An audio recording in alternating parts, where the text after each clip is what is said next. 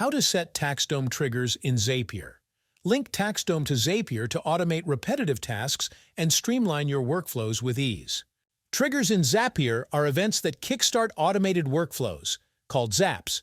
For example, when a new client is added in TaxDome, a trigger can automatically create a record in Google Sheets.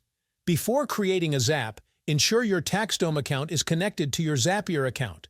Open your Zapier dashboard, click Create Zap, and give your zap a name. Choose a trigger. Click the Select the event that starts your zap step and select TaxDome as the app. Pick a trigger event. For example, you have a Google spreadsheet with all your contacts. You want it to update automatically whenever you add a new contact to TaxDome. In this case, you should select the New Contact trigger. Connect your TaxDome account and test the trigger by pulling sample data. The system will fetch 3 recent contacts from your TaxDome account. Select any contact and hit Continue.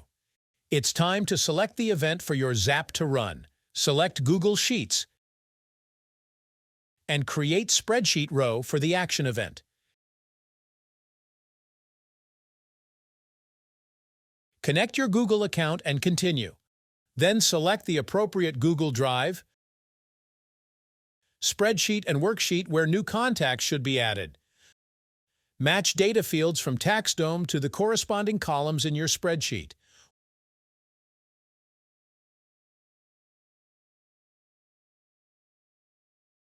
Once everything is set, click Continue.